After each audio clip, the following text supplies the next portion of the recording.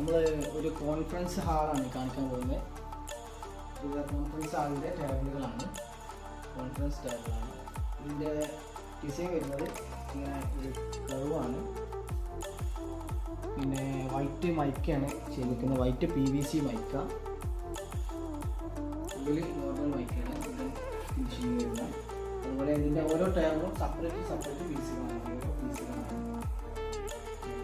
ചെയ്യുന്നത്. ഇതിൽ ഓരോ പീസിലേക്കും സെപ്പറേറ്റ് ആയിട്ട് നമ്മൾ പവർ സപ്ലൈ കൊടുക്കുന്നുണ്ട്. പവർ സപ്ലൈൻ്റെ ഇതാണ് കണക്ടർ വെച്ചിട്ട് എല്ലാത്തിനും ഓരോ കണക്ടർ വെച്ചേക്കാണ്.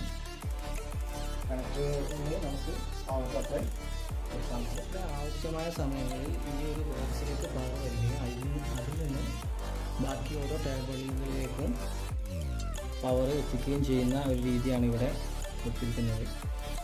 ഇതിൽ ടോട്ടൽ നീളം വരുന്നത് ആദ്യം 18 അടിയാണ്. അതിൽ ഒരു പീസ് 8 അടിയും അടുത്ത പീസും അതുപോലെ 8 അടി തന്നെയാണ്. പിന്നെ ഒരു 8 അടിയുടെ ടേബിൾ ഇങ്ങനെ ഇട്ടേക്കാണ്. പിന്നെ മറ്റൊന്ന് ഒരു 8 അടി അങ്ങനെ ടോട്ടൽ 18 അടി ഇങ്ങനെ നീളം ഉണ്ടാവും. രണ്ട് ഭാഗങ്ങളിലും ഇങ്ങനെ 8 അടി. ഇതിലെ മെയിൻ ടേബിൾ വരുന്നത്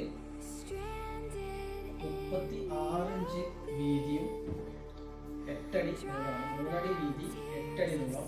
അതിൽ രണ്ട് ഭാഗങ്ങളും കർവാണ്, ഇവിടെ കർവ് ചെയ്ത് കൊടുത്തേക്കുന്നതാണ്.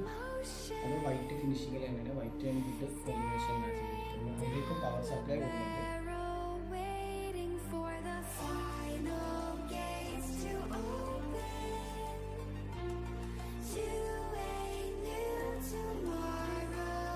ഇതിൽ നമ്മൾ ടോട്ടൽ 21 ചെയറാണ് സെറ്റ് ചെയ്തിരിക്കുന്നത്. 21 ആളുകൾക്ക് ഇരിക്കാവുന്ന രീതിയിലാണ് സെറ്റ് ചെയ്തിരിക്കുന്നത്. ഇതിൽ ഈ റൂമിൽ 2 സ്റ്റോറേജ് യൂണിറ്റും കൂടെ ഉണ്ട്. 2 ഭാഗങ്ങളിലായിട്ട് സ്റ്റോറേജ് യൂണിറ്റ്.